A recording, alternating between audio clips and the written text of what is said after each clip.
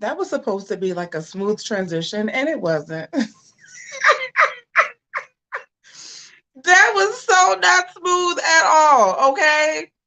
So forgive me. I apologize, guys. Good evening. How y'all doing? Look, I'm tired tonight. I didn't even plan. Well, I planned on coming on earlier, and then I got really tired, and so I didn't even take a nap.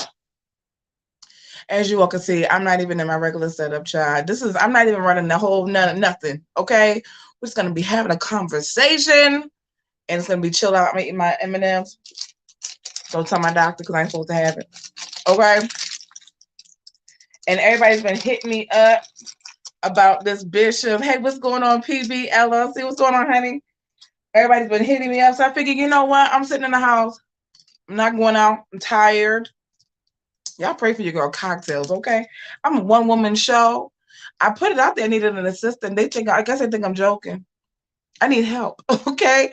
It is not easy doing what I do in my professional life and then trying to do YouTube and post on Patreon and everything else. And then I got another tip today, y'all. Y'all check this out. I got another tip today. Checking my email. I didn't see I had an email last night from one of my favorite subscribers, okay? I love all y'all.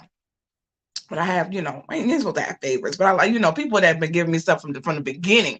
Hey, Vivian, what's going on? I know I need to take care of myself, right? Y'all keep me in prayer. Because I had to take a rest for a second, y'all. I was exhausted. I could not even keep my eyes open at my computer. I was like, I need a break. Okay, so y'all pray for me. I got up this morning and what did I do? I got dressed to go to the gym. Went to the Walgreens and picked up a few things. Got to the gym. I got in the car, and that's when I got the breaking news that the bishop was out. And I heard last night that he had bonded out. I knew that happened last night. But then he said he was going live at 10:30. I said, Lord help me. Oh, but then this is what happened. Okay. This is what really started the whole thing today, right? If you're new, welcome to Cocktail Hour. I'm your girl, Catrice. This is the impromptu, very relaxed, very casual broadcast tonight. We are not doing it up. Okay, this is what you get from me tonight. I appreciate each and every one of you are watching. So I decided just to check in on his wife's live, her Instagram page, just to see if she was going to go live. She's a prayer warrior. That's what she does every day. So I said, let me just go online and see what if she's going to go live. Well, she was live. She was live, y'all. At the time that I logged on, she was live. So I popped it on the live. Right. And you all know, like, we're so used to touching our phones and everything and like hitting certain things. So I didn't think anything of it when I saw the live stream and then I hit the black box, like I was going to comment or something. And it said comments off. Well, let me go back. When I first logged on, it said, I guess she had chosen her moderators. Fine. Moderate your live stream. It's your video. I guess she did that on purpose, like in case people like me have popped in. But then I realized that it's on Instagram and I'm still seeing comments flowing. Why can't I comment? Like, is there a problem with me? Anyway, so apparently they must have blocked my comments when I popped in. I don't know I don't think she did it on purpose because she was actually talking. But the moderators apparently, maybe somebody has watched my live stream before. I don't know. I want to say it was a couple of people that were on there. She had a pretty good crowd this morning. Let me just go back and see. Looks like she had about almost 300 people. So someone has probably seen my broadcast and, didn't think I was kind to her, but I wasn't mean. So that's what happened this morning. And I thought that was I thought it was very interesting because I've never said anything that was completely, fully negative. But I mean, I have covered her husband on my channel a couple of times. I'm not blocked though. I just couldn't comment, which I thought was interesting. So maybe she only has a certain amount of people that are allowed to comment. I'm still trying to rationalize why would I not be able to comment? I've never come into your live stream before. I've never commented. I was not going to comment, to be honest with you. If it was somebody like Valerie Moore, I would comment on her stream because I like her. Okay, I like her. But The bishop's wife, no, I'm good. I'll pass. But I just thought it was funny because why would I not be allowed to comment? You know what I mean? So anyway, then I went on his page and realized he was going to go live at 10:30, which was more like 10:50 something. Okay, because he was doing like the regular bishops do and taking his blessed time. And so I did not watch initially because, it's kind of hard to do that because Instagram, like I'm still trying to post. I can't, it's not like YouTube. I have YouTube Premium. So with YouTube Premium, I'm still able to hear the video while I'm doing other things. You can't do that on Instagram. It's just so ghetto. So I had to wait until it was over. And then I have a software that I could post for you all, put my little watermark on it and post it on YouTube. That's when you all get it. And normally that's when I actually watch the video. If it's not 10 hours long. If it's 10 hours, I'm not watching it. Not the whole thing. Give me the highlights. What y'all doing tonight? What y'all doing tonight? Thank you all to everybody that's watching and who's been commenting and sharing. I posted this in Patreon as well to see what the people are going to say about that, to see if you all think that the man is guilty or if he's innocent. And if nobody's going to comment, I will log on off and watch and continue watching Below Deck Mediterranean. Because I've been on a Below Deck kick since my surgery. I really enjoy Below Deck. So what do y'all do?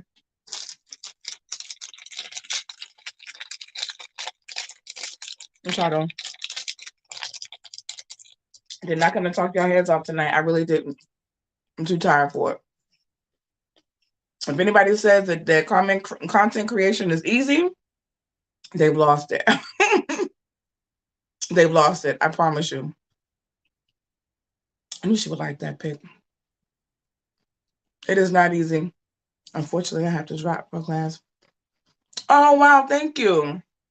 This is a really relaxed stream type tonight because, over the weekend I had my cousin's funeral. And you know what? Mentally, I just was not, it was just a lot going on in my head. And, it's so far from my apartment. Like, I feel like I love my place, but I feel like I made the wrong decision moving so far because now when I have like family situations like that, it's like almost 2 hours away. It's just a lot.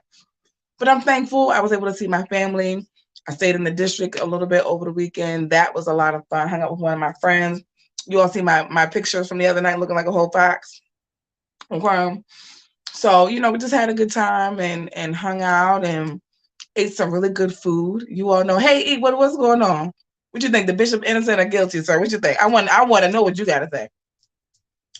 Ate some really good food and I met some really nice people. So it turned out to be a great weekend. And I thought, okay, maybe, the church has died down. And I'm getting ready to check out yesterday and boom, breaking news, Bishop Whitehead locked up. What? I'm like, what? I'm trying to go have lunch. Okay? I'm trying to have lunch. I'm trying to go eat. Okay? And this happens. E would have said he's guilty. Why y'all think the man is guilty? This is why I came on live. Let's read some of the comments from one of my videos. Let me just start by saying this.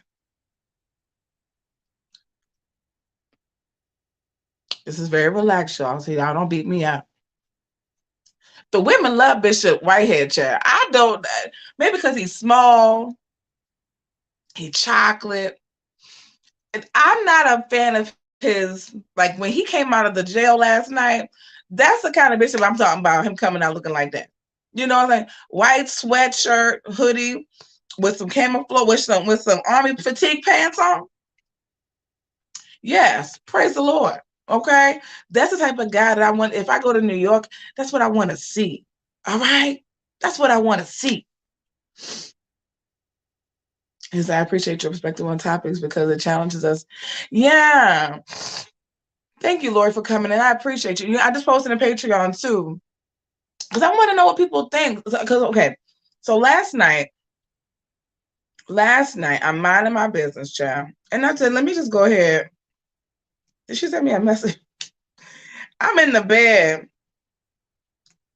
and I get a couple of responses, comments for the video, which is fine, right? Oh gosh, she said, you'll see his face. I cannot. Okay, so let me read you some of the comments, y'all. And y'all don't be none of my subscribers. I love everybody. And I feel like I want people to feel entitled to their own personal opinion, right? Like, I might feel some way about these pastors, and that's my opinion. But I don't expect for you all to feel the same way. Like, I don't want my channel to be like everybody's like a cult following, like, oh, Cocktail said it. No, like, if you don't agree, that's fine. So I did get some comments that I was like, okay, that's some food for thought.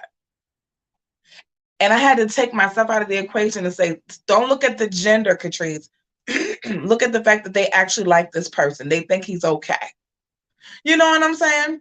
And so there's a couple of people that were like, you know what? I want to see him win. I wish the best for him. And I said on my stream yesterday, no joke, I do not wish anything bad on him or his wife. Especially they have a baby. Like, I'm trying to think about everybody's livelihood, their overall well-being, and I don't want to see the man. Like, I wasn't rejoicing. I was not online. Y'all know where I'm not gonna say it. I wasn't online shouting. I wasn't on the line shouting. I'm gonna just leave it there. I wasn't on the line shouting. I mean, he can do whatever he want to do. Now, if he guilty, he guilty. Right? He do look guilty. Oh, let's read this real quick, y'all. Hold on. So my sister sent me this. This is from the Washington Post from today. This was put out originally at 1:55 p.m. It has been updated. Okay. I just do this for social media. I really don't wear these. These are not prescription. Okay. They're not prescription. These are just fashion glasses. All right. But it looks better when you're reading something with glasses on. Controversial Brooklyn Bishop Lamar Whitehead was laying low at his Garden, New Jersey. Why did he do this? People so shady. At his Garden, New Jersey McMansion on Tuesday. Why did they say McMansion though? People are so shady. I think that I'm shady. Like, they called this man, they said he was laying low at his Garden, New Jersey McMansion Tuesday, one day after getting slammed with federal charges for allegedly scamming a member of his congregation. Y'all keep in mind that this whole article is full of like different little grammatical errors, but I kept on pressing through and I read it anyway. Whitehead 44 was holed up at his home Tuesday morning before he briefly emerged from the sprawling two-story brick house at around noon to tell a Post reporter to scram and yelled out, "Not guilty," when pressed about the allegations lodged by Manhattan federal prosecutors on Monday. Okay? Everybody, listen to this, y'all. This is what the person said. I think this was a grammatical error from the reporters, that everybody who got arrested is not guilty. I think he meant to say everybody who gets arrested, because I remember Whitehead saying that over and over, that everyone that gets arrested, not got, but it's okay, is not guilty, Whitehead said, who was sporting designer clothes, including Gucci shoes and a large belt, also by the luxury label. Then they said, "Okay, brother." At one point, a black Chevy Suburban pulled right up to the door of the mansion so Whitehead could hop inside unseen, only to return moments later because he forgot something at the house. A white Rolls-Royce SUV and a white Mercedes G-Wagon were also parked in the driveway. They meant to say driveway, it says drive, at their mansion. Police were later called to the house to go in to speak to Whitehead, and then telling the Post he said he does not want to talk to you guys. The flashy Brooklyn pastor who made headlines earlier this year when he was robbed at gunpoint while delivering a sermon was charged Monday with allegedly scamming a parishioner out of $90,000 and blowing it on luxury goods. The parishioner told the feds that Whitehead promised her he would use the money to buy a home, a promise he allegedly never fulfilled. Yada yada, we already heard it. We're done. That's what the people saying. Here's the thing, y'all. Let's just go back. Do y'all think he's guilty? Y'all think he's guilty? Y'all tell me if you think. Let me read some of the comments while y'all. Okay, so Eric says E. Woodard said he's guilty. E. Woodard just tells it straight. Laura said, I appreciate your perspective on topics because it challenges us in our private time to really reach within and be true to what is being revealed. You're real, genuine. Thank you. When you look up guilty in the dictionary, you'll see his greasy, slick line face.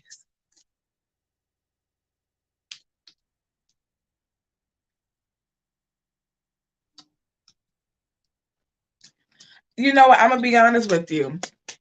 I'm torn. I'm kind of torn. Because I feel like, because I still, even though they've already caught 2 people allegedly, I still want to say that the robbery was fake. And you know, I feel like that saying they're talking about once a cheater, always a cheater, which I don't personally believe that, because I've cheated before, and I'm not a cheater now because I'm not in a relationship. But is it like once a scammer, always a scammer? Is it once a scammer, I'm going to just scam you for the rest of my life? You know, I don't know. And y'all not talking back to me. So I can heat up my food and finish watching Below Deck. But I'm still having a hard time figuring out and deciding if I think that he's guilty or not. Really. Really. I don't know. I honestly do not know. I have no clue. Because I want to say,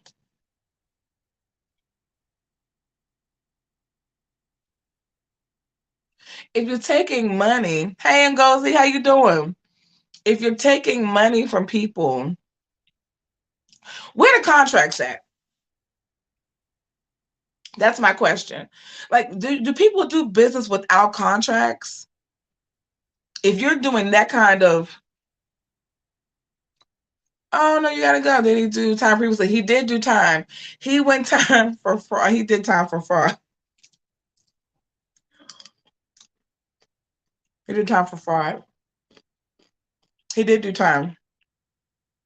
He has a horrible mugshot because of a child. Oh, he looks so bad. His skin looks so dark.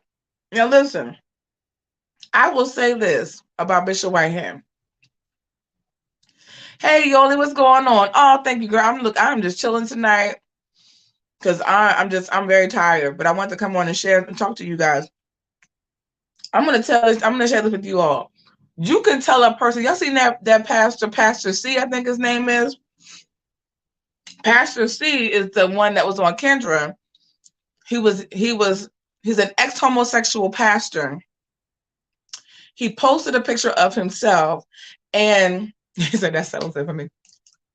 Posted a picture of himself before and after Christ. Baby, his skin looked like some charcoal black leather before. And I will tell you this, I have seen people's skin complexions change once they found Jesus. I have. I've seen some pastors that look like before Christ while they in church. Well, That's not for me to talk about today. It's not. I'm gonna leave it alone. I don't know. His skin before when he was locked up the first time was just dark. And I'll give it to he's a chocolate man. The bishop is chocolate. But I will say he got I don't know. See, I'm gonna sound bad when I say this to some people because I know how I am. But I feel like I do think he has a love for God. I think after a while, a person can play around all they want to until they actually have an encounter with God. I'll say it that way. I think even if a pastor starts off, with the whole church scheme of things, thinking that they're going to, gain some sort of wealth from the ministry or from church, which of course we all know is wrong, right? I firmly believe that you can only play so much before the Holy Ghost wraps you up and says, you're going to sit down and you're going to be my child. You're going to do it the right way. And so I'm not going to sit up here and say that I fully believe at this moment that he is 100% a con artist when it comes down to the church. I think he has to, if he was doing it as like a scam, he's had to settle in it to a certain degree. But I'll also say they call him like the hip hop, even though no one heard of. Like he's still, in my opinion, he's still illegitimate because no one knows of you. Like you came on the scene, and who ordained you? Like he told Fat Joe, yeah, all you have to do was say yes to God in order to be a bishop. That's not true. So I don't know. Let's read some of the comments. I think when it comes to church-related interactions, agreement, I think a lot of people do things out of the ordinary. Yeah, and that's what I'm okay. So as far as like him being like the hip hop bishop, and it's kind of goes into the whole Jamal Bryant conversation. Y'all don't beat me up when I say this, okay? But I got to be honest of how I see it. We're going to talk about Bishop Whitehead first. Bishop Whitehead considers himself the hip hop bishop. That's not a bad thing. Well, why do you say that? Because the Bible says to go into all the nations, and preach the gospel to the poor. That means poor in spirit. So if a group, you have a group of people that from a biblical or spiritual aspect, considered like they're poor in spirit, you got to go to where they are. So there is a representation that needs to be had in the hip hop community, right? Diddy didn't do it. Diddy was out here before he was Mr. Love. He was out here giving people the right hand of fellowship. Allegedly, men and women. Okay. Y'all know what my tale, but I'm calling it like I see it. So Diddy was out here giving the right hand of fellowship. He was not ministering. Mace, y'all, come on, the rapper Mace. He's been hot and cold for a long time. So if you have a steady figure representative from the body of Christ in that arena, and you don't give in, okay, that's a win. The problem comes in is when you're out here getting caught shucking and jiving and you're getting arrested. And then you're allegedly scamming people. That's a problem. But do I think that it's a bad thing for him being a quote unquote hip hop bishop? No, I think it's great. I do. I think it's good because we don't want to hear him preach. We don't want to hear. We don't even know where Proverbs 109 is. We're still looking for that particular scripture. But for the people that's in the hip hop community, it's a great thing. Yola said, I just don't understand if you go to prison, why would you do things to go back? And she said, "Hey, Tanisha, what's up? Does he even read the Bible? Because the scripture said Psalms 1, Proverbs 109. Proverbs 109. That's what he said. The people say he's talking about Proverbs 109. Okay?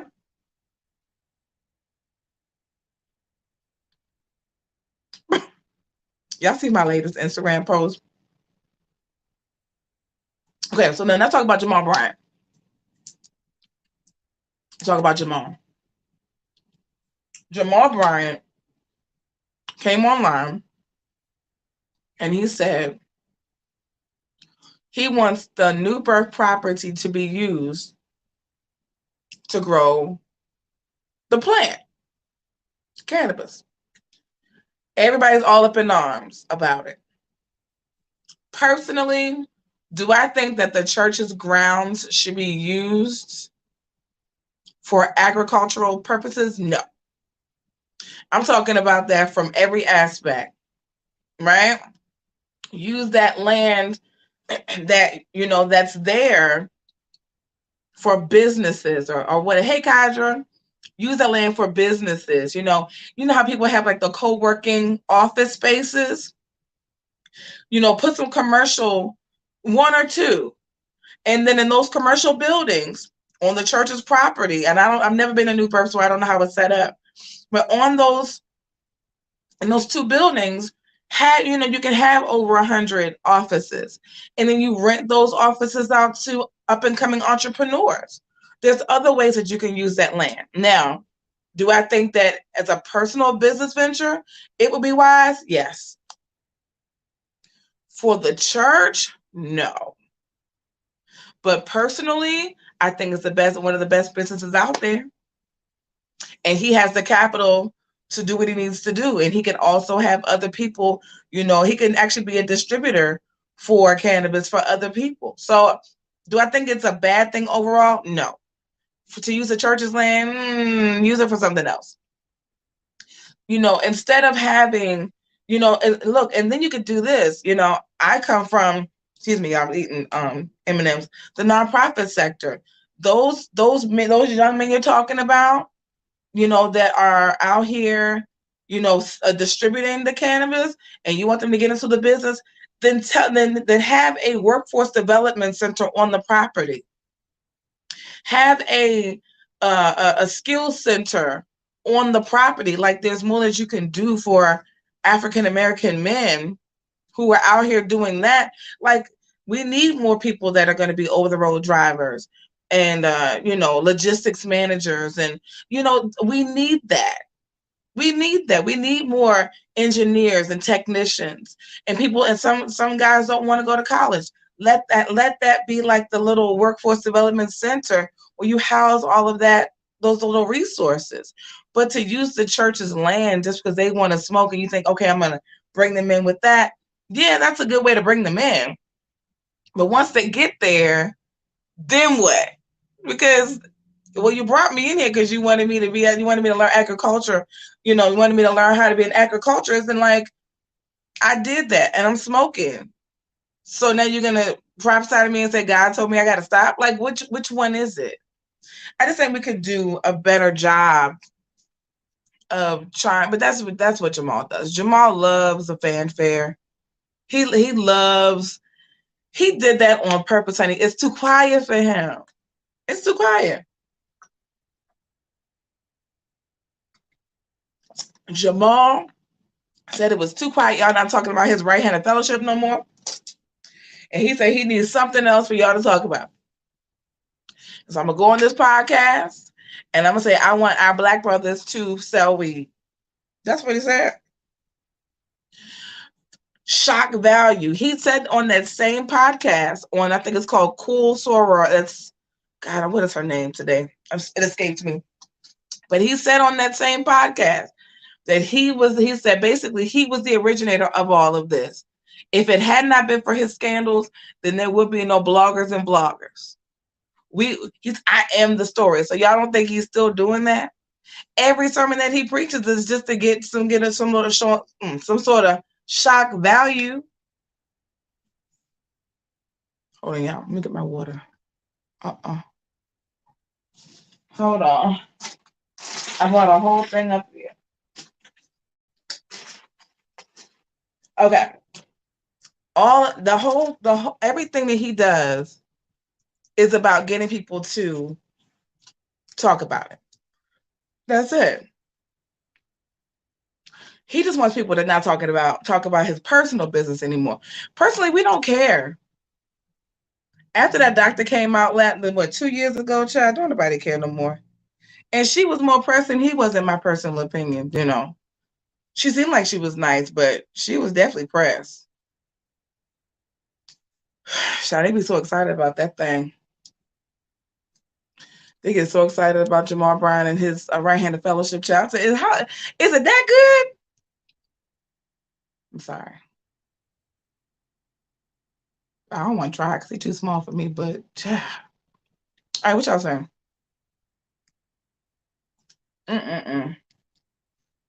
What do y'all think about the whole marijuana piece? What do y'all think about that?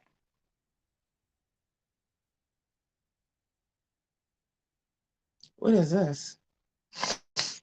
Oh, Lord. Did y'all hear that Charlemagne?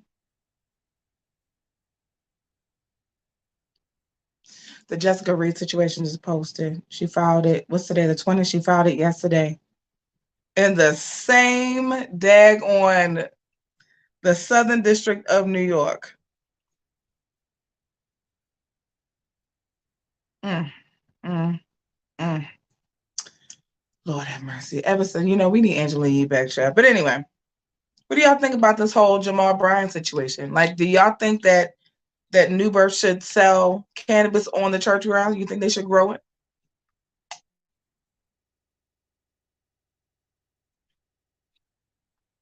What do y'all think?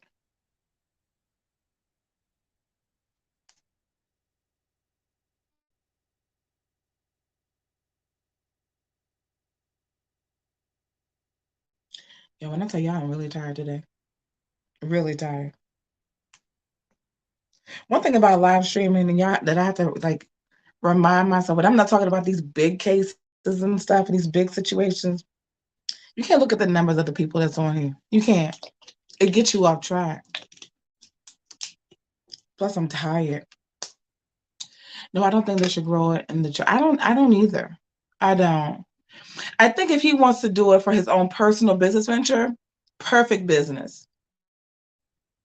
I don't think it's a bad idea. I don't think it's I don't think it's a God thing. I think that I've seen a lot of opposing pastors. I've seen Bishop Wooden going on his tangent. We love Bishop Wooden here. But I don't think it's a God thing. I think it's a personal, it's your own personal conviction. Like some pastors drink wine. I know pastors that smoke a little, you know what I'm saying? What's the difference between a pastor that curses a little bit or a pastor that has a drink? I have questions for God. There are times when I really, this is a bird's eye view of how I think and how I talk to God. I really want to know from him, okay, you made these rules, so what exactly do we do? Sheila said, absolutely, do not involve the church. I agree. I think it's a good point, what you said about I think he should do it as a personal business venture. I do. I don't think he should I think that the church, he needs to take a page out of Bishop T.D. Jakes' book, Separate Church and State. Okay. I taught the guy, what is it that you would have us to do, really? Right? If we're going to talk about, living by the Bible, we're all going to hell. That's all I got. I just don't know. If you have an impure thought, if you tell a white lie, it's like, God, what? You got to be perfect to live this life. It's difficult, man. It's not easy. No backbiting, no talking about your brother. They mess that up every Sunday at church. Listen, the people of God went a smooth off about Jamal's comments. That's what he wanted, though. They went smooth off. They were like, "What do you mean selling weed at the church or growing weed at the church?" I didn't really have any feelings about it at first, though, to be honest with you, because I just know Jamal. Like, okay, he's just doing this. This is his way of saying, y'all too quiet. You haven't talked about me. I got to get back up here. Like, I need people to know I'm Jamal Bryant. Like, this is just a whole ego situation, if you ask me. He has no scandal right now. Praise God. He has, nothing really going on. No one's talking about his sermons on Sundays because he's been doing the same thing for almost 20 years. I mean, what else is there to do? It has been 20 years, actually. Hold on. He started his church in 2000.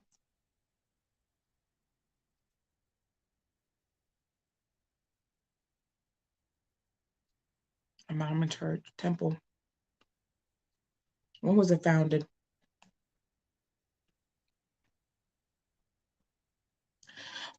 Hold on. Why do they only have 1,000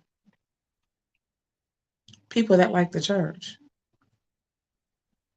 That's an error. Hold on. Empowerment Temple.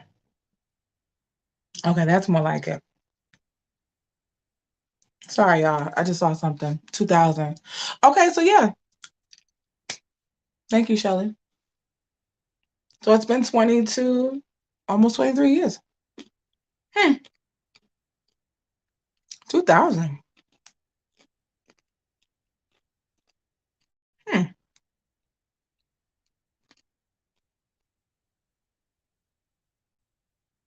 Yeah. The first service was April the 22nd, in the year 2000. Wow. Wow. Yeah, I'm having a moment of nostalgia. Like, I'm just getting old. Yeah, that's crazy. I started in the ministry 2003, between 2003 and 2004, in August. Yeah. Wow, that's crazy. That's almost 23 years old. In April. April the 22nd will be 23 years. It's crazy. Okay. So let's see something. Yeah, what was I looking for? I just got so worked up for a second. What was I looking for? All right. What was I looking for, y'all? Yoli, like, really? Really? Okay, so that was 2000. I think that's what I was looking for. That's crazy that empowerment is that old. Because I remember, what year did Jonathan Nelson leave? I remember it was 2009 that Jonathan Nelson left empowerment. And we went to their going away concert. And if you're on my TikTok, you will know I was a student at Georgetown at the time. He came over. Oh, wow. And that's something. Thank you for sharing that, Shelly. And if you know that I was sharing that one of the guys that was going to my church, he was a part of the group. And I got to leave it there because people watch me and they be knowing and they go back and tell them that I'm telling the business. So anyway, I'm horrible. Okay, y'all. Yeah, I think that's what it is because he started that in 2000. I think his oldest daughter, if I'm not mistaken, she's actually about the same age.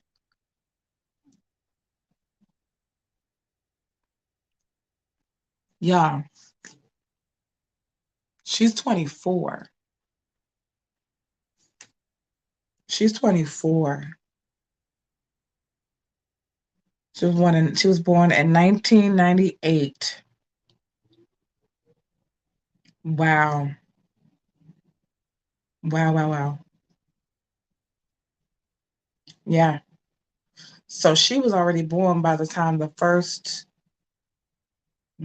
church was founded. Hold on.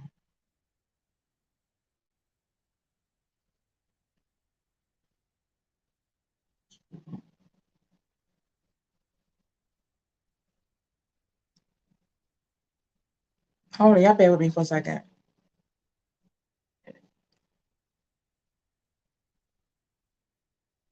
Okay, so that makes sense. Okay, sorry about that. I had to, yes, he's originally from Baltimore.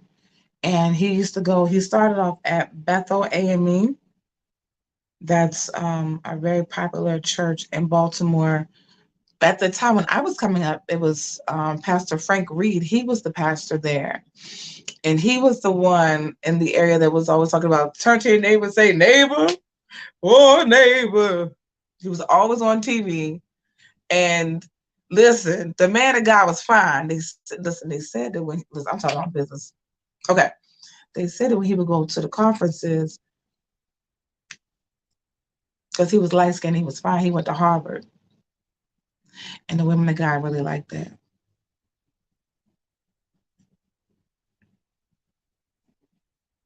So he was giving out the right handed fellowship to the people. Yeah.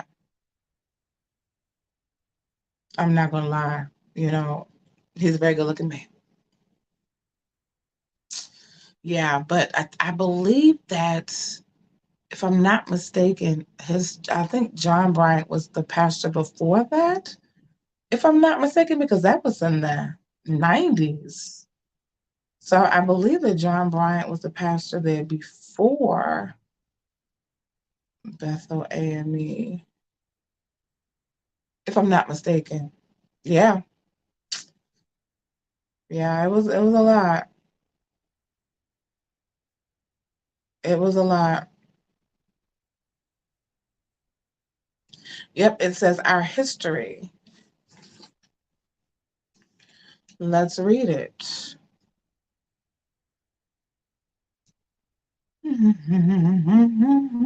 Reverend Harrison J. Bryant pastored Bethel for 16 years and became the 13th pastor to become bishop in 1964. He was followed by Reverend Frank M. Reed II, who became the 14th pastor to become bishop. Bishop Harrison Bryant's son, Reverend John Bryant, was Bethel's pastor from 1975 to 1998. He too became bishop and is now a retired senior bishop of the AME Church. That's Jamal's dad. Yep.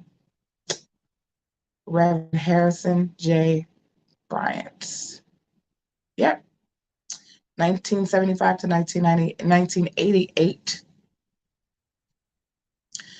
And then Bishop Frank Reeder, he's the one that brought the church into the 20th century, I guess you can call it.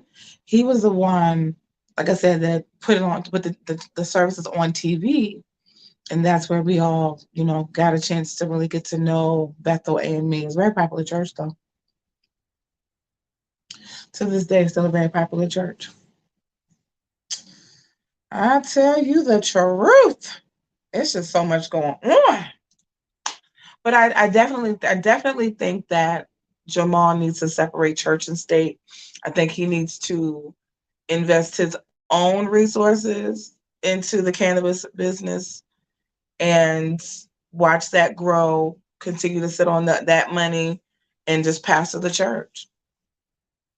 It would have been better, in my opinion, had he just done it in a silent way, but it would have not brought any more attention to him.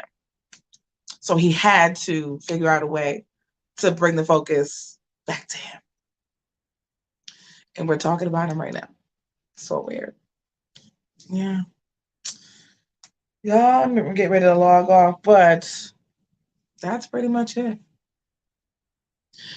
So my question, since you all are on here, is do you all think, going back to Bishop Whitehead, do you all think that he's guilty or innocent? Guilty, I don't know. I don't want to speculate because I think I need to take into consideration everyone's viewpoint, right? Like I can't be so in my own mind because I'm always in front of the camera that I'm always right. Because I'm like, what if he's not guilty? They said guilty. Oh my God, y'all are funny. Okay. Well, what if he's not guilty? I'm gonna ask y'all that. What if he's not guilty? What if he didn't do it? Or let's just say allegedly, because everybody's using up the FBI. They watch you. The FBI watches a lot of people. A lot. The feds are real. They don't make stuff up. No, they don't make stuff up. You're right. And they do take their time out. They don't make haste, right? They will wait for like 10 years and then boom, 5 o'clock in the morning, they knock and talking about, good morning. Hi. Yeah, we're taking you in. It's really weird.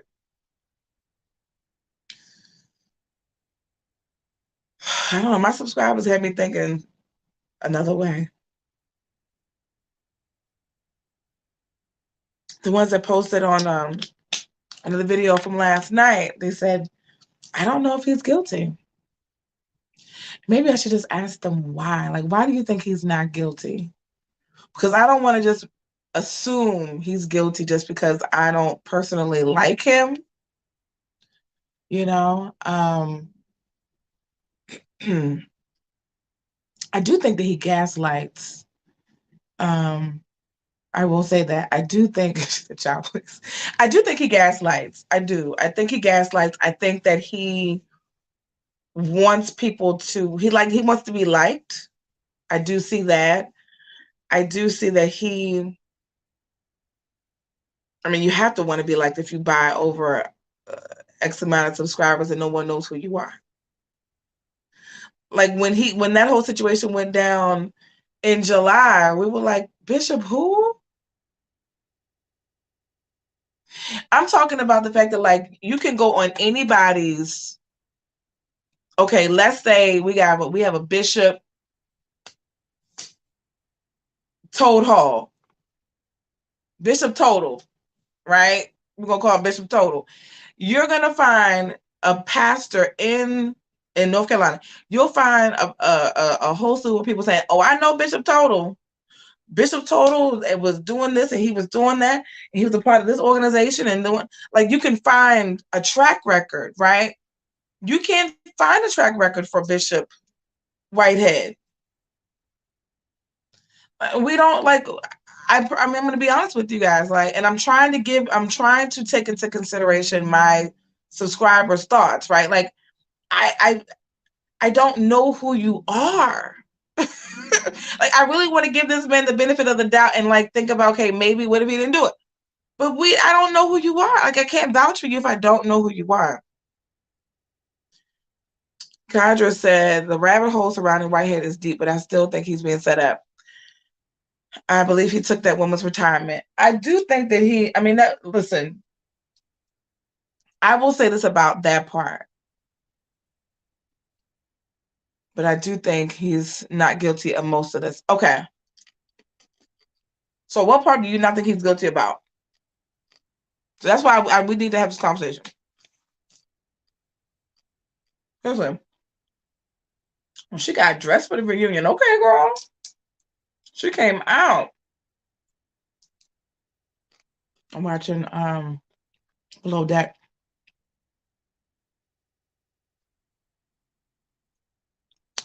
Okay. Now that part we can say for sure, allegedly here. But this is the part right here that is true. Okay. So it's like, I'm not everybody's cup of tea, right? I'm fully aware that everyone does not like me on social media. But there's a lot of people that do like me on social media. So for my cocktails crew, we're here. For the people that don't like me, they're like, oh, I can't rock with her. But the cocktail crew is going to say, no, I really like cocktails because of X, Y, and Z. They'll have a list of the reasons why they like me. Other people may say, but you don't see how she does. Hey, introverted life of Candace. You don't see how she's kind of too hard on the bishops. You get what I'm saying? Like we find people on social media, and I really want to have this conversation because we find people on social media that we like, we revere, and that's fair, and that's okay. But if the person is doing something that is improper, that still has to be taken into consideration. So I think this is true. So she said, I think it's hard for some people to believe that a person that they like can be so cruel, so bold. Literally saw this man grab a woman by the neck and scratch her. Let's not forget that she had scratch marks on the side of her neck. I don't believe anybody should be leaving a scratch mark on your neck like that. Not even when you're in that situation with that right person. No. You can play like you want to do it, but you can't really do it. You know what I mean? That's just me being a little extra. But I do think that's true. But that's what I was talking about on Sunday. I said that as much as I think Bishop Wooden is handsome, and I do, right? What's wrong with my face? I don't appreciate the fact that he has not addressed that this particular bishop that we're talking about right now allegedly put his hands on a woman in an aggressive manner and left marks on her body. So you can't say, okay, well, there's no there, right? Because no, we saw the video. But then you'll still have the people who say, well, he didn't touch her. Or they'll say, well, she provoked him. She did it. Well, she didn't she didn't ask to be, physically assaulted. Okay. She walked in and she was speaking in her heavenly language, where she should have stayed in the back of the church. But she didn't. The bishop was up on the stage and then came down. I don't know. This is so convoluted. So we know for sure he did that. We do know he did that.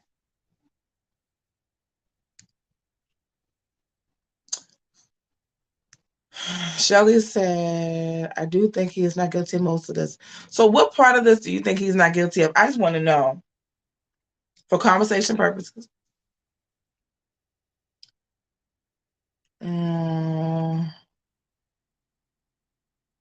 Sorry, I'm not seeing the fruit of the Spirit with saying we know and by the truth. Well, we have a lot of people. We have a lot of pastors that have very small congregations and that are really anointed. I got to say that. So I don't know, are we judging the fruit by membership? Or are we judging the fruit by the souls? How do we measure the fruit? Yeah, but how do we measure the fruit though? In today's world, how are we measuring fruit? Are we measuring fruit by the membership numbers? Are we measuring the fruit by the amount of souls come to Christ every week? She said he has a history of abusing women, including his ex-wife, who has also accused him of abusing his daughter. Kadra says she should have stayed in the back of the church. Okay, so she did not stay in the back of the church. So let me ask y'all the question, because I'm being fair. So because she walked in the front, did that give him the right to put his hands on her? I want to know from you guys tonight. As you all can see, I am very relaxed. Okay, I'm all snuggled up. Chilling, about to eat some Mexican food from Sunday night. I got to eat it tonight, because if not, it's going to go bad. The fraud part, to be transparent, I don't dislike him. Okay. I've noticed that a lot of people actually like him, which is fine. I mean, I don't see a problem with like him. Listen, I saw those bow legs today. I said, Lord, that's just because I'm always, 41. Okay. So, I could dislike you and still be like, okay, sure. Praise the Lord. You get what I mean? That's just how I operate. This real talk. I could not like you and not like your ways, but look at you sideways and say, okay. But so excuse me. So my question is, because she went to the front, does that give him the right? We got to be fair across all. I'm trying to be fair. I'm trying to give people. I'm asking you all. Do you think he's innocent? People say yes, no, cool. But when that woman went to the front, did that give him license to put his hands on her? That's my question, and I really need somebody to answer that question because that would determine a lot for me. Okay. I do not think, do I think she should have went to the front of the church? Absolutely not. I think that if you are a visitor in the church, that you should stay in the back of that you should stay where you're supposed to be. However, let's be honest. No one has the right to put their hands on you in any way, shape, or form in or outside of the church. In or outside of the church. So you can like this person. Like I could like the bishop, say, Bishop, you know what? I love you, but you was wrong for that. Like at my old church, I was famous for calling people out. Like, okay, you thought that was cool. That's just like saying a young lady goes to a party. Let's say we're going to use one of my family members, right? Let's say I have a cousin that goes to a party and she's wearing a dress. It's not a mini skirt. It's not a mini dress. It's like a midi, right? Below her knees or whatever. And let's say her friend is wearing a mini skirt and they both get something put in their drinks. And my cousin is in the number, like it's because she wore dresses, that mean that person that a guy at the party had license to SA her? Because then people could argue, well, she should have wore pants. Do y'all see how that goes? I'm going to lose subscribers today, and that's completely fine. Oh, my God. But it's fine. Like, that's like saying that to me. Like, well, she wore a skirt. She was asking for it, right? Normally, it's like, okay, well, the skirt was really short. She was asking for it. But what if it was a midi? Then she should have wore pants? Like, we gotta call a thing here, y'all. It's what's wrong is wrong. So, I mean, I don't have a problem with, let's see, I'm judging by his behavior by all legal challenges, allegations of fraud, flashy behavior, criminal record, violence, etc. Of course, he should not put his hands on her. I'm partial. I like the guy, but no, he shouldn't have touched her. I was kind of Team Whitehead when I saw the way he was treated by Larry Reed and Genesis Warren. He is not totally innocent, but I believe he is hated on because he's blingy. Okay, that's actually a fair statement. The last part of that, he actually we can address the whole Genesis Warren thing in a minute. He gets hated on because he's arrogant and nasty. Many people have blink shot. It's 2022. I'm a bit biased. I see him hurt as a hurting. Now that part I do believe that 100%. That this statement right here, I've said this on the channel before. I think the lack of having a father figure in his life has really done him a disservice. So I 100% agree with this statement. I try to see when people exude certain actions and behaviors, I try to look at it like, okay, what was their childhood like? What type of traumas did they have in their life? Like, what type of therapy have they gotten or whatever? And I will say, I think a lot of this is the fact that his father was not present. I really think that's a big piece of the puzzle, is that his father, was deceased or whatever. So, I do think that's a biggie right there. I definitely agree with that statement. Okay, let's go back to this one, to the whole Genesis one. Okay, so let's talk about this particular video reference that you're talking about. We're going to address the first part.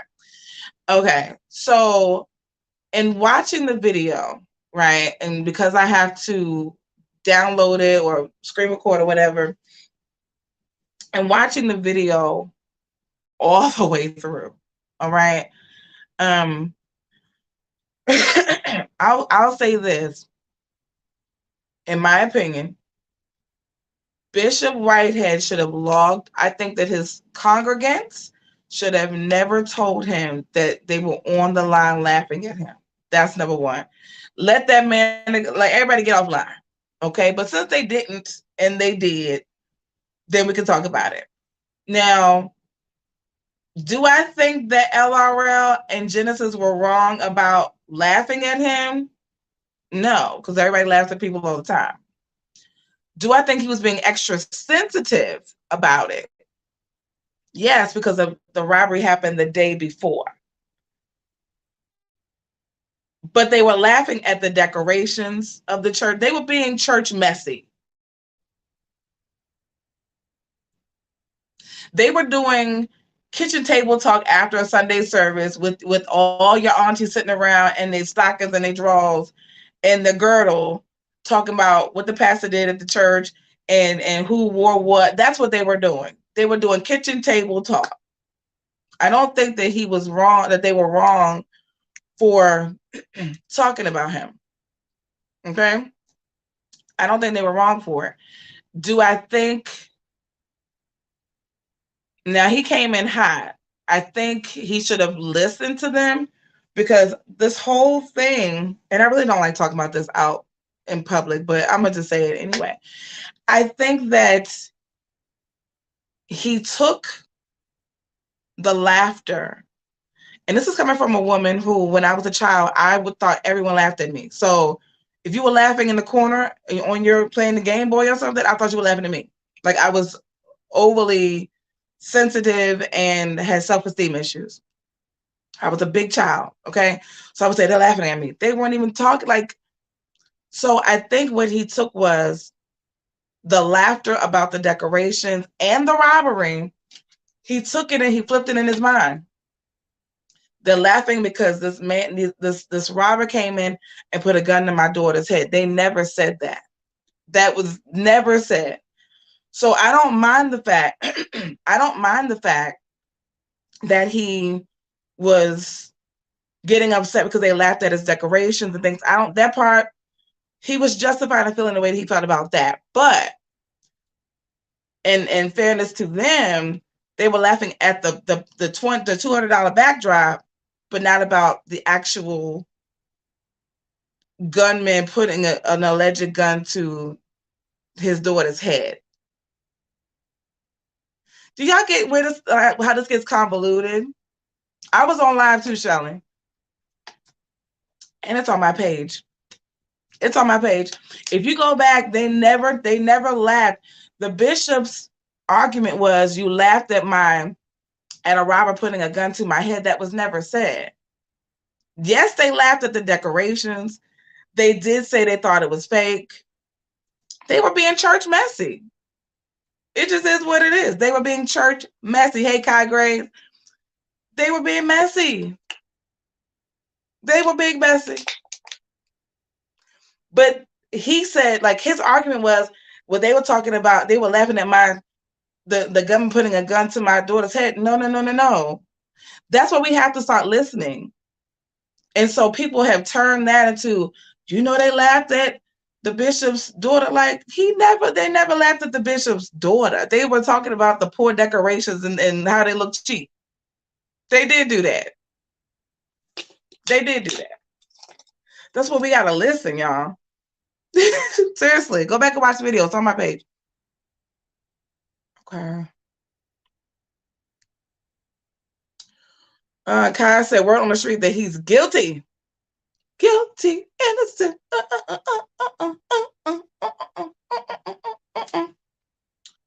Said I found him 2000. You found who? Bishop Whitehead? Hold on. Hermina said the people in his comments was like you, bragging about feeding 1 million families What about your two sons? You know, who is that? Who is that?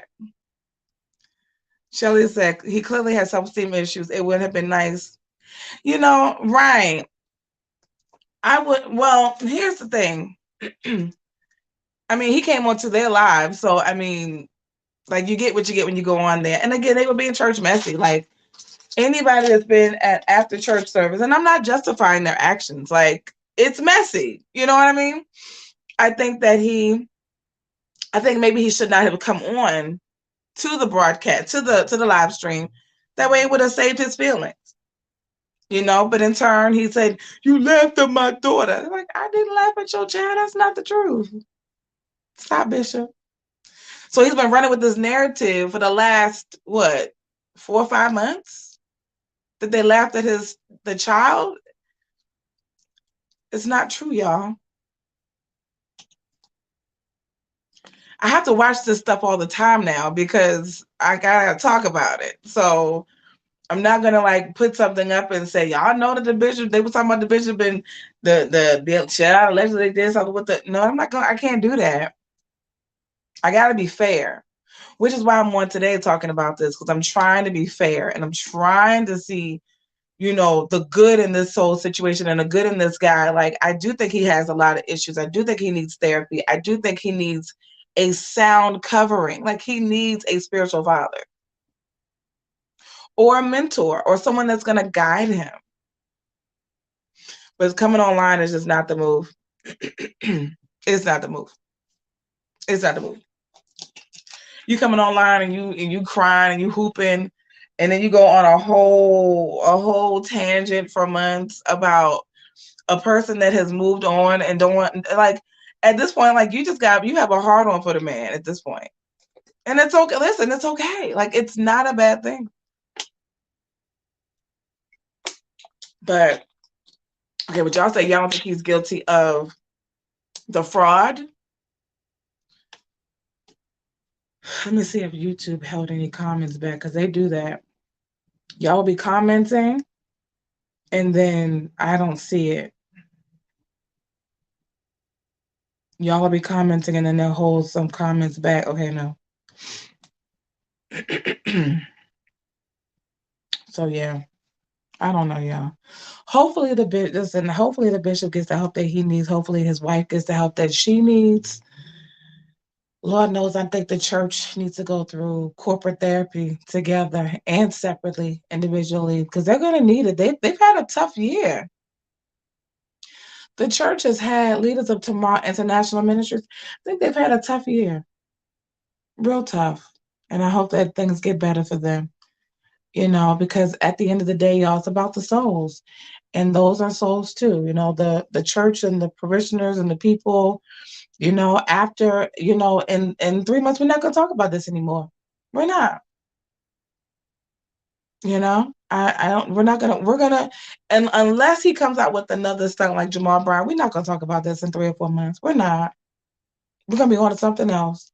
Another pastor's going to do something, be caught with his pants down. We're going to be on to something else. Vivian says, I don't think he believes he needs guys. He doesn't. I don't think that either. Pam said, hey, Pam, I just can't get past the fact that the camera was moved away. Ah! Pam, I don't know. Oh, you're talking about for the robbery, right? Yeah. Hey, beautiful Kimmy, what's going on, sis? She said, answer the title. Yes. She said he's guilty. Guilty. See, I wanted to post this to you all because I wanted you all to let me know. Because a lot of times I come on here and I give you all what I'm thinking. And I give you all what I've been thinking about all day and pondering about. And I'm ready to go. I'm ready to fire off. And I'm like, no, let me ask the people what they think. Because what if he's not guilty? You know? Like, what if he's not guilty? What if he's caught in the middle?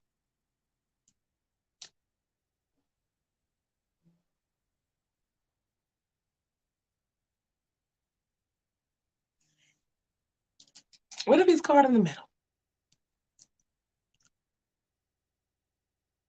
I feel like I'm the villain on here all the time. I'm always like, he dead. So I was like, no, not tonight, child. We're gonna take it easy tonight, child.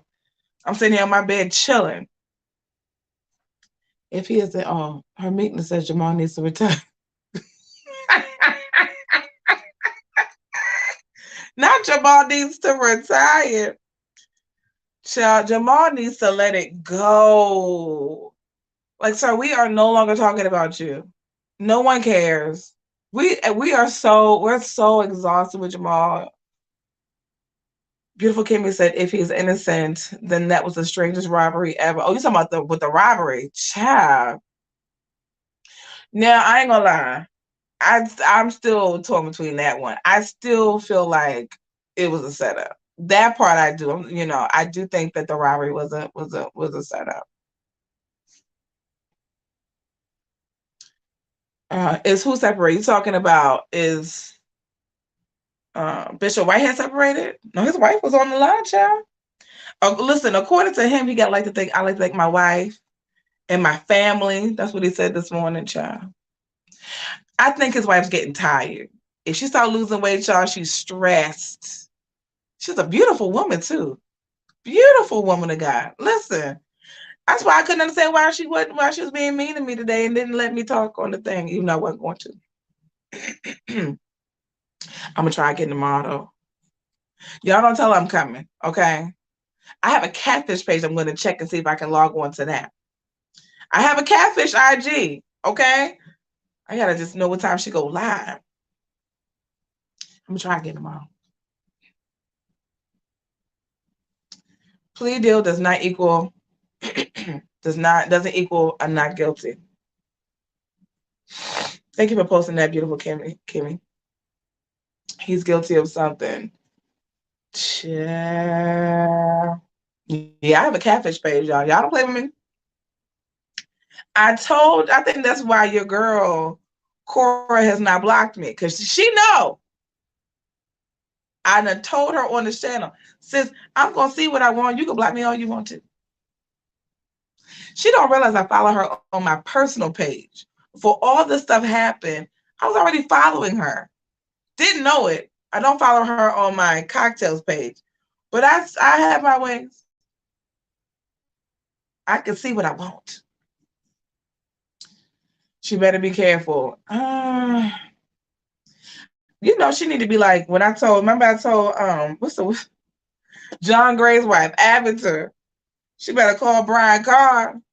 Brian Carn is the bona fide cleanup man in the body of Christ. You got a problem with your wife? Send it to Brian Carn, child.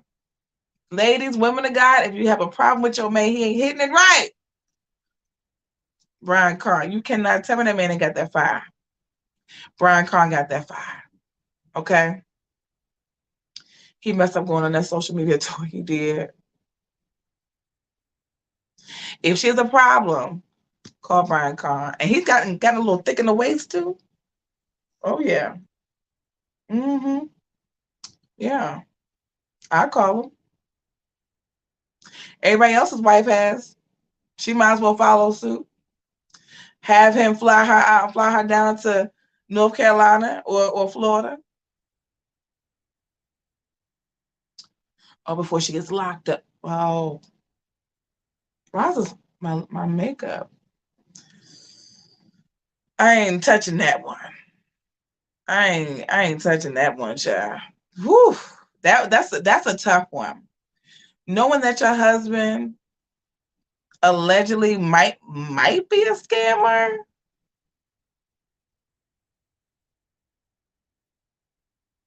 That's a lot. That's a lot. It is a whole lot. Knowing that he might be a scammer, I don't want no parts of it. None. I told y'all yesterday, we were talking about it when I was leaving the hotel, and I said, you know what, y'all? If I'm with a person and he's out here doing some stuff, he did it, and I told him not to, and I'm not going down with you, so you might as well pack all your stuff and get up out of here. We heard all this prior to the charges, where the smoke, there's fire. Well, the people said, and this is alleged. I'm gonna say allegedly. The people said that it was gonna be about 2 or 3 months, and we was gonna see an arrest. That's what the people told me. Well, that's what the people told us here on the line. Okay, so here we are, December the 19th, early on a Monday morning. They come rat-a-tat-tatting on the door. It's like what else? Like, Jesus, they got babies in the house and carrying on. Just ghetto. You know what I mean? But it is what it is. Just ghetto. Just ghetto. Just ghetto. Mm. So I don't know. Hopefully, she has nothing to do with it. The people said, that she was advised to separate herself from some things. Y'all listen. Y'all watch social media like I watch social media. Y'all watch these platforms. I listen. The people told her to separate her stuff, and I don't know if hopefully she did it. I doubt it. Unfortunately, she should have listened to her mother and her stepmother. I mean, stepmother, her godmother, and not married his tail. But you know who you love, child. And sometimes, listen, and the way that them legs look, baby. I saw the bishop's bow legs and those army fatigue pants last night, and I said, "My God, you shucking and jiving looking like that out here, Bishop? That's what you covered up in them suits? Take the suits off, sir. Take the suits off. Keep the army fatigue pants on. Take the suits off, sir. We don't want to see you in no more suits. I was quite impressed. Maybe that's what it is. And let me tell y'all something. And this is between us, just for the people that's on the line tonight. Okay. This is between us, y'all. Y'all promise you ain't gonna tell nobody I said this. Okay. This is something I heard. You know what I mean? I heard this. There's something in the water in the tri-state area. That's what I heard. A person very close to me has told me this, and I'm sharing it with you. The men in New York, New Jersey, Connecticut, I'm going to take it a step further and add Philly, even though it's not tri-state, that's like quadruple, but you get what I'm saying. Philly, New York, Connecticut, Jersey. Listen, when I tell you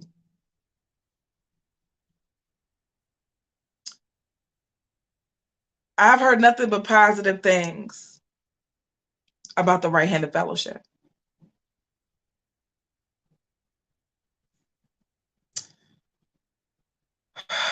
Not one soul lost. So I can imagine, and the bishop is bow-legged, okay? I think he got that fire. He and Brian Conn could actually be kin a little bit, even though I don't know which one is worse. But I think he has that fire. I do. I ain't gonna lie. See, I could be unfair, y'all. I might not like the man, right? I might think he's a con artist, and I might think that he's an illegitimate bishop, but I do think he might. Yeah, when it comes down to those bow legs that I saw from the pictures from last night.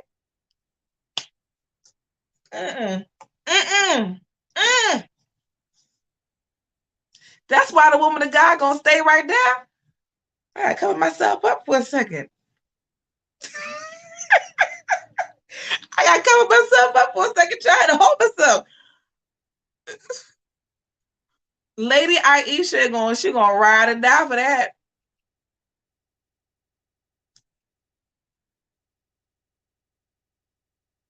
I said what I said. And that's just me being fair. Lady Aisha gonna ride and die for that one child. I mean, I ain't gonna ride and die for it, but I might stay a little longer than what I'm supposed to. I might stay a little bit longer. I might take the long way home. You remember that? Okay. I might take the long way home instead of, rushing home. I might want to take my time. She said them legs been too many places. It may have, but I'm gonna tell you some good thing. Listen, I have heard of not one soul lost. And I'm not talking about salvation. My God. I saw the bishops. I said, no, he needs to let the suits go. I don't want to see not one more Fendi, Gucci, or Prada on them legs. I want to see those. I want to see those armor fatigue pants. And that's what God needs to deliver me from that. Okay, He can't deliver me from being 41 and always being on fire. But I'm going to tell you some good stuff. Yeah. Now I ain't too keen about this up here. Well, without those glasses, he was all right last night. I ain't gonna lie. I was like, oh, that's the bishop? I'm gonna have to think twice about this thing.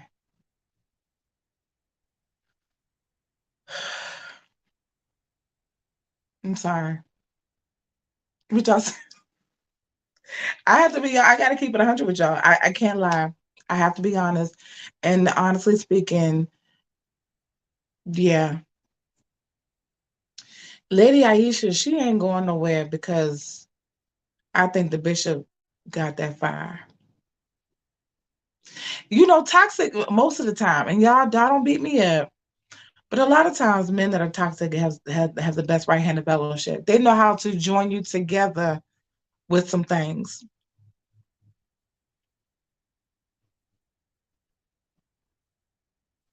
and then you commune together. Praise the Lord. That's it. I'm embarrassed.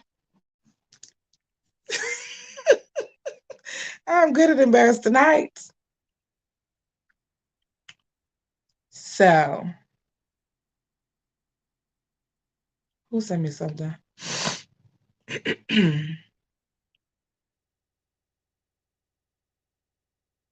She said, "Truth." I'm gonna let y'all know. But that's why I said sometimes these men be out here and they're a little bit too fine, or their bodies might be right, and next thing you know, your judgment is clouded. Okay, and I'm serious about that. Like sometimes as women, we have to check it at the door, right? All I'm gonna say is I've been there. That I had to take the long way home, and it took me a while to get myself back together. Okay, so I gotta check it at the door. Don't you do that? He toxic. You already know what's gonna happen. Chill out. Calm down. That's it. Give yourself a pep talk. Yeah. We have to be like, let's keep it 100, ladies. Because I have mostly women on here right now. When you have a man that really know what he doing, why are we acting like this is not that's not a factor?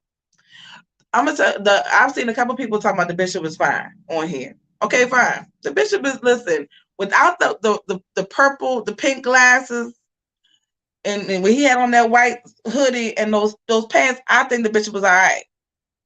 Now with the Fendi, the Louis, Gucci, and the Prada, I don't really want to talk to him because you're covering up the areas that I want to see, right?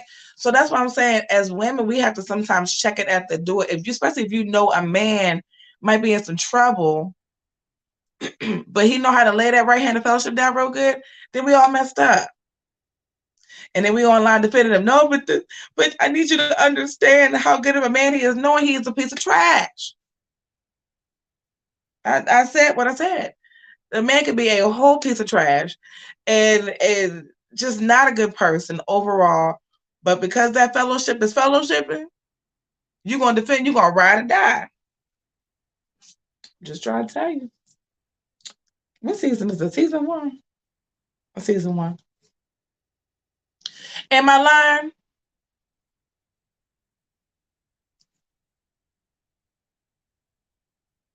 Come on, y'all. Y'all tell me if I'm lying. A lot of poor decisions have been made because that man hit that spot the way that you needed him to hit that spot, and you was all messed up. He stroked that thing a little bit too good, and you was messed up. Jacked up in the head, just looking all kinds of stupid. But the right hand of fellowship is good. I think that's what's the problem here. I think that's part of the problem. I think that she's not going to let up. Number one, they're married. That's number one. So it makes situations harder. But number two, let's just take a poll. Come on, let's just be honest. She is a bishop, beautiful bishop in the Lord's church. Now she can get a man tomorrow, right? But she got to go through the process of, okay, and this is nothing against the gays, but let's keep it 100. Has he been with a man before? How many children does he have? Who is his ex-girl? She got to go through that whole, she's trying to raise a baby, get over her ex-husband. That's a lot of work. All of us have to have the same questions when we go into the church and we see these guys. Okay, I got a message today. Check this out. Got a message today from somebody, and they told me that a man of God, a man of God, who they was dealing with back in the day, has now come out to them talking about that somebody decided that when he was having a cuckold situation in a room, that the man of God was doing something to the man's woman, and the man decided he wanted to partake and eat a little something. Then he turned around and tore the man up too. This is a pastor.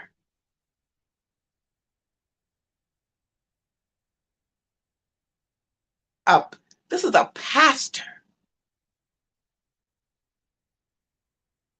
He took a vow before the Lord. He already having a threesome and gonna flip the man over. Okay. Let me read what y'all. I'm not joking. When I got that message today, I was done. I said, look, leave me alone. I got too much other stuff going on. I can't. I cannot take any more information. I am overloaded. I'm exhausted. Y'all about to take me out of here. That you gonna tell me that this man got sat up here and flipped the man over, the woman's husband. Okay. All right. It's okay. Shelly said, look, we have messed up a lot of stuff because the right hand of fellowship was too good. You all jacked up, you're at work, legs shaking, looking all crazy, wig sideways. You can't tell what time it is because you finally found that one man that hit it right, but he is trouble.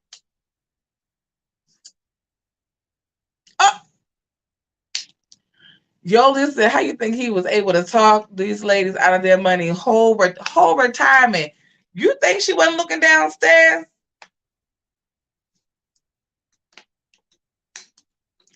I ain't gonna lie. If he wore those fatigue pants, look. He did that for people like me. That's what he did. He said, I'm gonna get them they're gonna be on my side by tomorrow. They're gonna be questioning their own logic because they're gonna see me in these pants. And I'm gonna walk up here with my lawyer. The lawyer had a fat tail too. I'm gonna walk up here with her, and I'm standing and looking like G code, like I'm about to tear something up. I need to get offline. That's what that means. I'm beginning to think preachers, pastors are the worst when it comes to praying on women's feet. Girl, this been going on since the back in the day, child. Back in the day. Yeah. I mean, that's all they do. Who's coming to church? I went to a funeral on Saturday. I said this on Sunday. The first time I've ever seen 3 or 4 consecutive rows of nothing but men in one church. And they all went to that church. That's their audience. Why do you think the preachers, the people, the illegitimate preachers come out of jail and they say, okay, I can't do the street stuff anymore. I'm going to go open up a church. Because they know you. Okay, I'm going to say it. Thank you. There's a lot of men that understand that we as women, and I'm including myself too, because sometimes I got to remind myself, don't understand the power that we have. Right? A lot of women do not understand the power that they have. What do I mean by that? Men, they know all they have to do is show up for us. But we're powerful by ourselves. Now, listen, that's not saying you shouldn't have a mate, a partner, a husband, whoever. Do what you're going to do. But you still have to understand and embrace your own power. I'm inspired by these young girls now. They've seen their mothers and their aunties go through a whole bunch of hell with men. And they're like, not me. I'm not dealing with this kind of foolishness.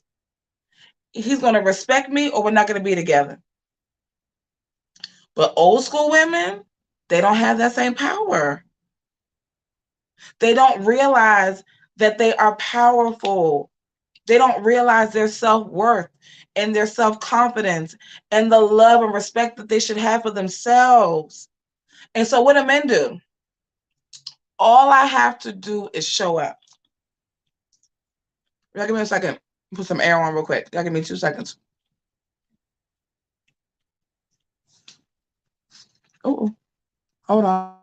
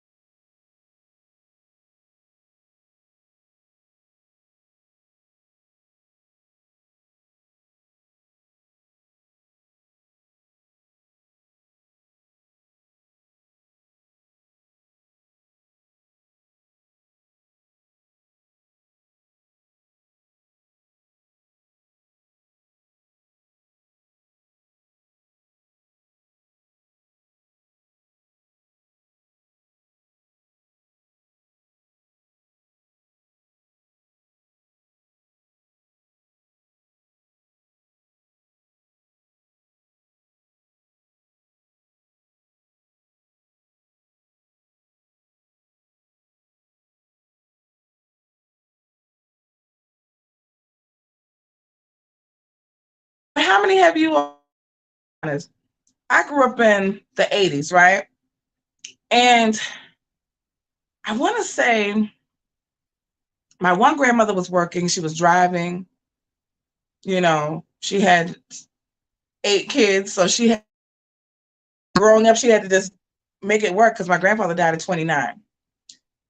My mother never had a license. She never drove a day in her life, did not know how to drive. I don't know if she wasn't allowed to drive or whatever. Was very submissive, right? And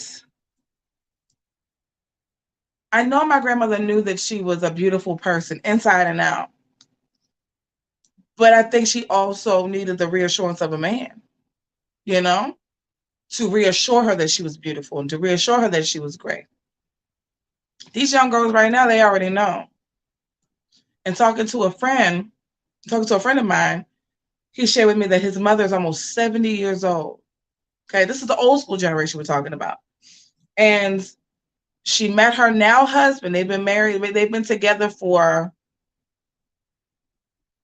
40 years, if I'm not mistaken. This man has done everything to her that's negative. I'm talking about verbal abuse, physical abuse, mental, emotional, the whole bit. And she just sits there and she takes it. The woman is on oxygen. And because she's the woman and she's the wife, she gets up in the morning out of the bed with her oxygen to make him a sandwich. No. No. No. If you can't get up and make a sandwich for yourself, I mean, listen, if you're in love, you got to do what you got to do. But if I'm not physically able to do it all the time, that should be understood. Every day, gets up to make the man a sandwich to go to work. He said that's her job, knowing that she's not a well woman.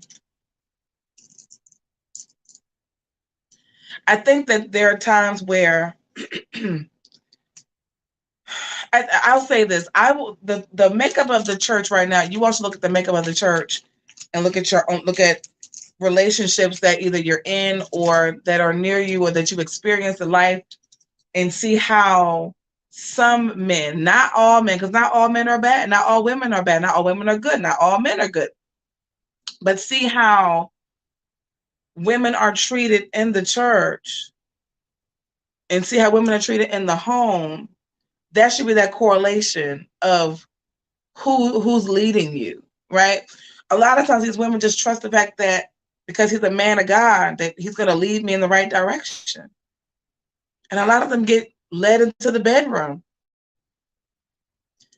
led to the bank. How many times have you heard about old women in their 70s and their 80s, cleaning out Apostle David E. Taylor, allegedly, back in the day, took over $1 million from, well, no, not took over. She gave him over $1 million, almost over $1 million. Why?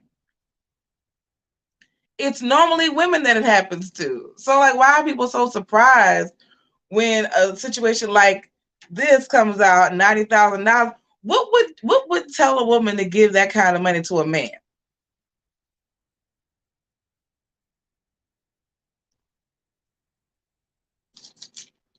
With no contract.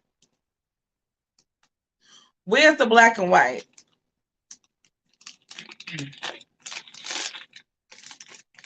Y'all still there? Y'all talk back to me before I get up off air.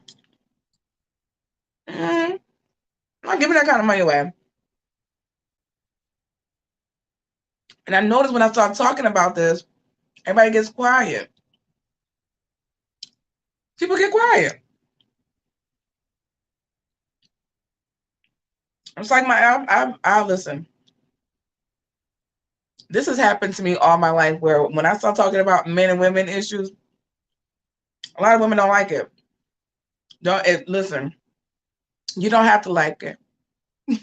You don't. Not at all. Just don't come crawling and crying to me when a man takes 100. How the tender swindler, how was he able to take all that money from those women? Is anybody in the building?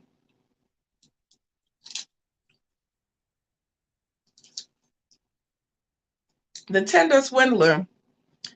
Hold on, let's see how much money he took from these women. Tender. People still not saying nothing. Still. It says the tender swindler swindled over, it looks like several $1 million from women. How? Well, you got to tell them that they're beautiful. You compliment them. You tell them how great they are. You're Your cooking is amazing. You got to give him all these accolades. That's how women, oh my God, he said that he loved I got to take pasta, that pie, he loves that pie.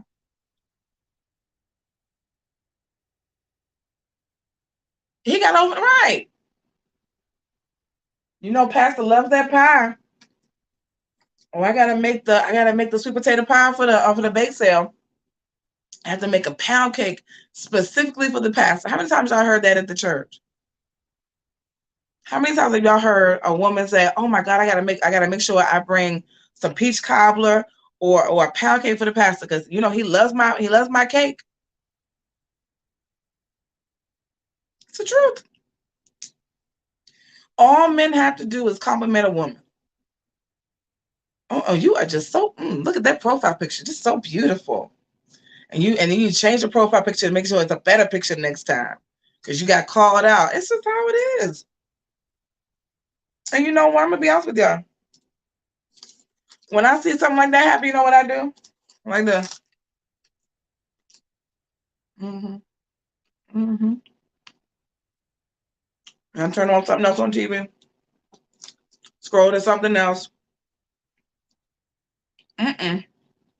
Listen, if I have to give my funds to a man for validation, I'll be single. Y'all will call me a spinster, and I'll be okay with it. Y'all be like, cocktails ain't never get married, sure won't. If I have to do all that for a man, mm-mm. But these women, they will bend over backwards. They'll be on their deathbed and will still go run to the bank to give a man some money. The devil is a lie. Mm-mm. Y'all don't like this kind of teaching. That's what that is. Just don't be like that one woman. Don't call me up when something happened to you.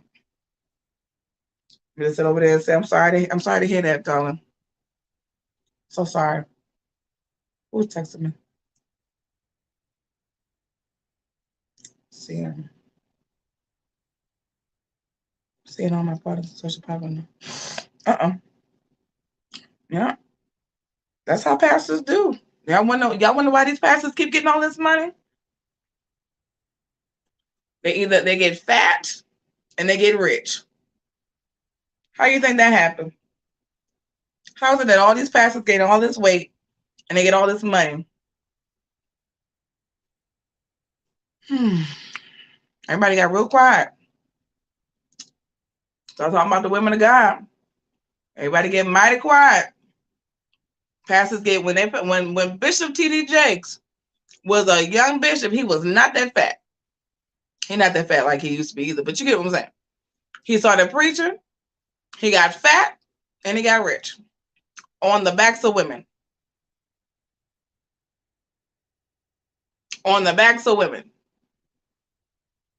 It is what it is. And it's sad to me. And I'm going to say this openly because I'm getting so sick and tired of women not standing up for themselves. And this chat is showing me that too. This chat is showing me this too. So I'm going to say it because the women don't like it. I'm getting so sick of women being taken advantage of it and y'all crying to somebody about it after you get taken advantage of. Nobody want to hear it. Unsubscribe today. If you can't take the truth from me, because I'm gonna give you the truth. Unsubscribe today. I started at 0. I'll go back. Don't cry to people when you get taken advantage of.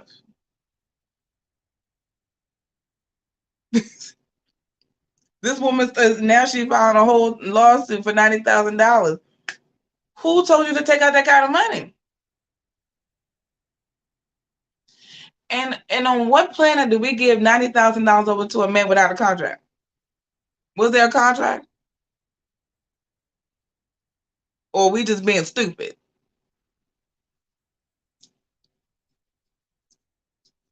Let's just be honest.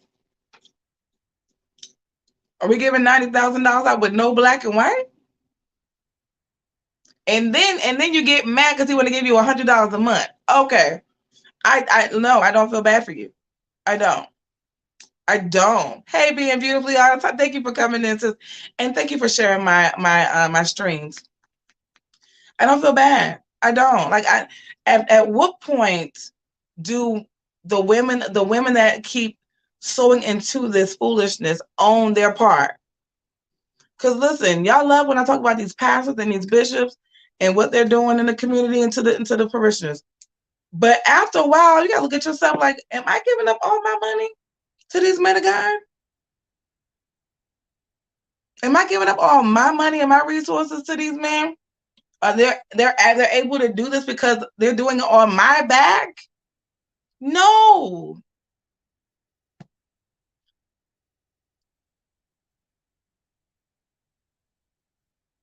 And that's excuse me, beautiful Kimmy.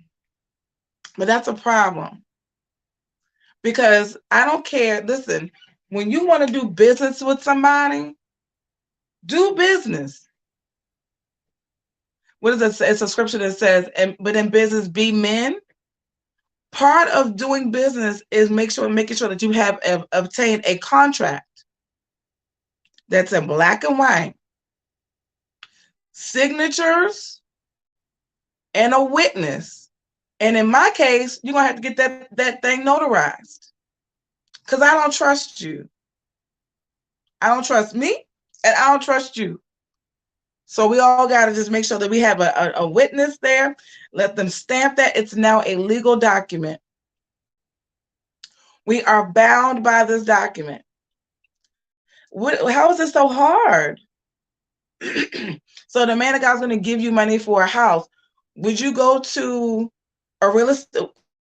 When you go to a realtor, right? When you go to a realtor and you ask them to help you to buy a house, once you close on the house, they don't shake your hand and walk out the door. You have to sign paperwork. Women of God, we are smart. We're naturally smart people. Why we act so stupid?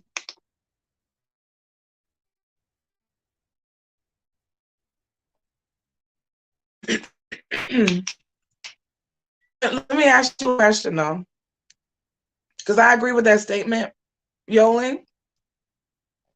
But here's where I have a problem. Are we being naive, or are we choosing to turn the other way? When I moved into this apartment, they didn't just give me the keys without me signing paperwork that says what I'm bound by. So, and I only moved in for not even half as much as she gave that man. You go to your bank and you said, I'd like to make a withdrawal of $90,000. Actually, make it into a check. Then you give a check to a man that you have no contract for?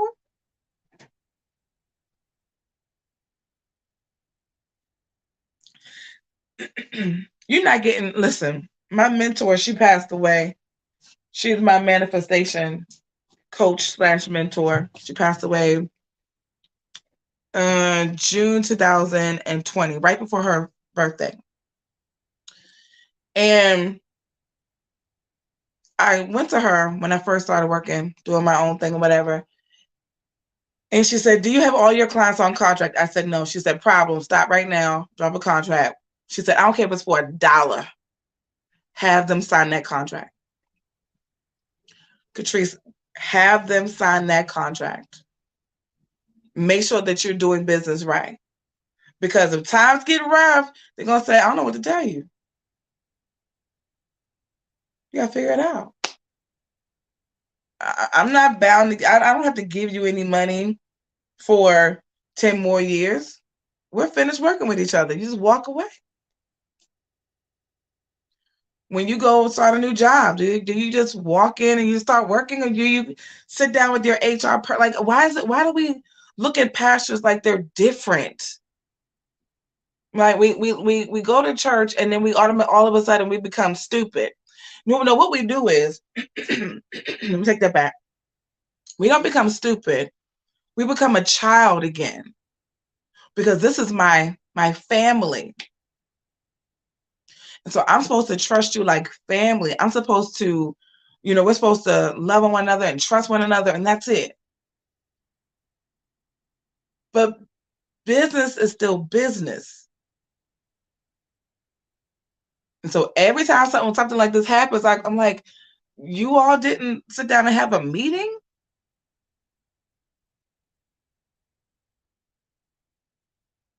Oh God.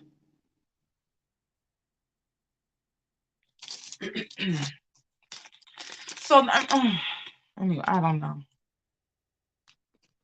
When they just lost it. I don't know. If they're from outside of the country, they need to learn how to do business before they start doing business here. That's still a lot of money, y'all. That's still a lot of money. It's too much money, actually.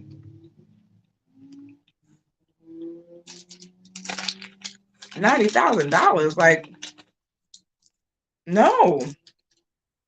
Do not sit down and do business if you don't know how to do business in the States. Oh Lord. Let me say it like this. Okay. Let's go back. Let's talk about this then. Since we brought up people from outside of the country. How do I say this? I remember dating this guy. Then I'm gonna log off because I'm getting tired and I need to eat my food. I remember dating my first boyfriend, actually, my first real boyfriend, back when I was like 20 years ago. And he lived in the hood, you know. But every time I would go to his house, we would go to the corner store. And there were people that were foreign, that were working there. And I'm talking about sometimes they were like, oh, this is so and so. He just, they were, oh, somebody new. Oh, he just started working here 2 weeks ago. They would come into the United States and they would start working immediately. And these were thriving businesses. These were not just your average run-of-the-mill little stores. It was dingy on the outside, but in the inside they had everything. They had Tide, detergent, dish detergent, soap, feminine products, snacks, braiding hair. You know how back in the day they would have the braiding hair packs in the corner stores. I was from the suburbs. We ain't had no corner stores, but when I would go hang out with him, they did. Braiding hair, just little knickknacks, razors and whatever, Tylenol, right? And I thought to myself, and I started doing some research about the different laws when people would come here to do business. Then I started thinking about all of the different Asians that had hair stores and nail salons, right? But we got to be honest. So I don't know if I believe that statement wholeheartedly about people being from, I guess, like Haiti. I've seen Jamaicans come over here and do business well, have thriving mom and pop stores and restaurants and things, So I don't really know. I think when it comes down to pastors, people start acting stupid. Like they forget because they said he's supposed to be a man of God, so I should trust him. And then we blindly follow, we blindly trust. And then what happens is they end up on cocktail hour with Catrice, and I'm dragging them. I'm sitting here reading them for Phil because somebody decided to trust his pastor enough that after church, he's supposed to be going. Look, she's supposed to be going. The wife was going to dinner with the sister, the bishop's wife, and then the bishop going to creep over here with this woman, and he ends up, as the pastor's eating the booty, and you end up on the show. You know what I mean? So it's like,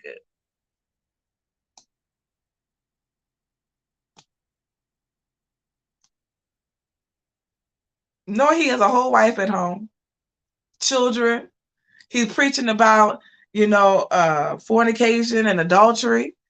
And then after service, he's coming to your house to do what he's doing. We pick and choose, y'all. Let's just keep it 100. If I've learned nothing about the church and the body of Christ, we pick and choose when we want to accept things and when we don't. If that man of God ain't looking at me, he was messing with her after service. But the second he start looking at you, you go, well, he is kind of cute, And Bishop took me out last week. No, he got a whole wife. We pick and we choose when we want to get mad about something or we want to side-eye something. We pick and choose when what they're doing is right or when it's wrong. Now, am I saying I'm perfect? No, definitely not perfect. But I'm also not preaching to anybody either. So what I do is my business. But if you're preaching against homosexuality, Pastor Dawkins, and then you rolling around with the fat cat triple X, like what is it gonna be? And on one end, you know, I've been struggling with bisexuality. Well, then say that instead of you coming up and condemning the gays. Like it just doesn't make sense. There's always that one person that wants to condone what they're doing. Like, no. He sat there and talked about how homosexuality was bad and they're going to hell. And then you popping in the pussy on camera. How does that work? Y'all don't see nothing wrong with that.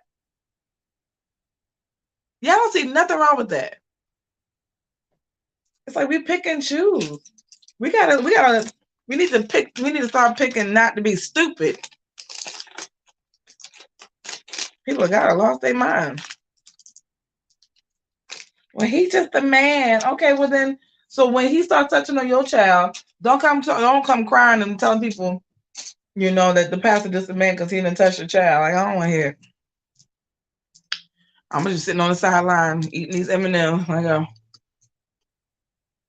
he just a man, child. I'm sorry. Shame what they did to that dog. I don't want to hear it because I can care less.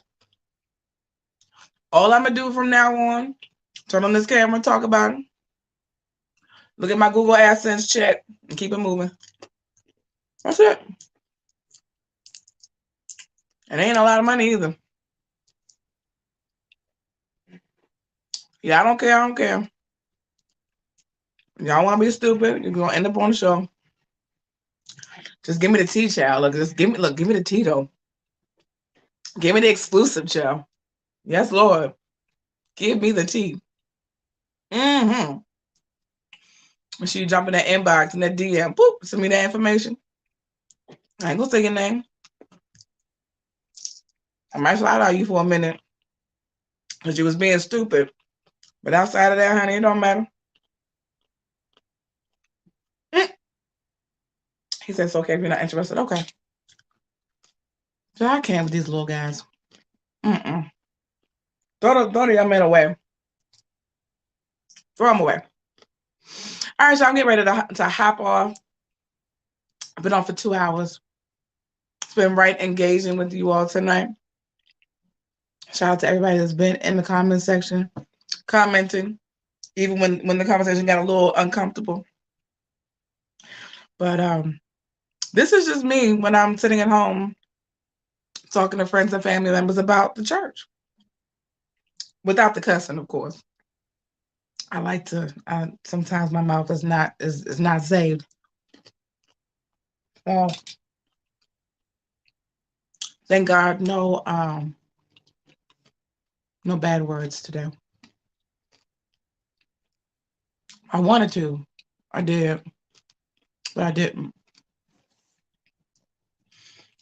Anyway, if you all are new, this was again an impromptu, relaxed type of broadcast. I'm not in my usual area. I'm in the same room, but everything's on that side of my room.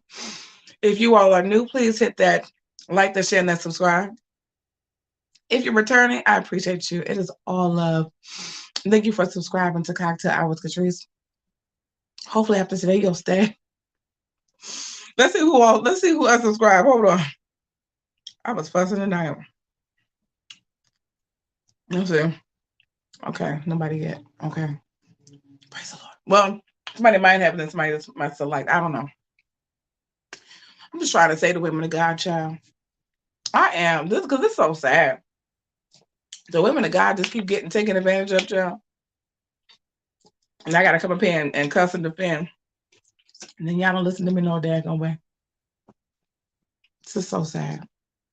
But I want the best for y'all. you know? And for goodness sakes, you know, keep some receipts for yourself, child.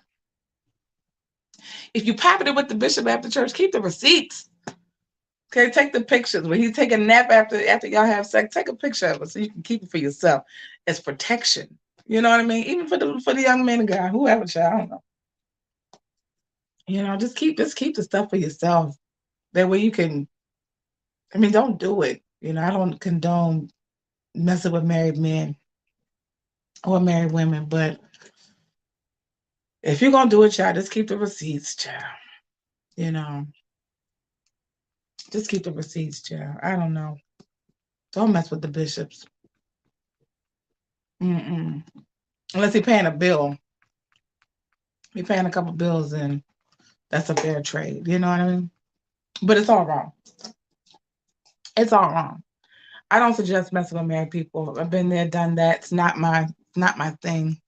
But I would hope that if you all are doing what you're doing, if you're giving out your money, your time, your talent, your energy, as we talk about here all the time, that you make sure that you're doing it because you want to. You don't feel like you're pressured into it. You don't want to feel like they're forcing you to or you're being manipulated. Don't do it because you want to do it. And then do a contract. Okay? Google Docs has free contracts, templates, just for you. All right? It's gonna help save your life. But I'm gonna go have myself some dinner here in my house tonight. I'm not leaving. I am tired. Sit right here, cuddle up in this throw. I might do my little FaceTime real quick with one of my friends, one of my bros, and then I'm going to bed. Love you guys. Be good. I'm not even gonna put the little outro on. We're gonna just cut it right here. Good night. Bye.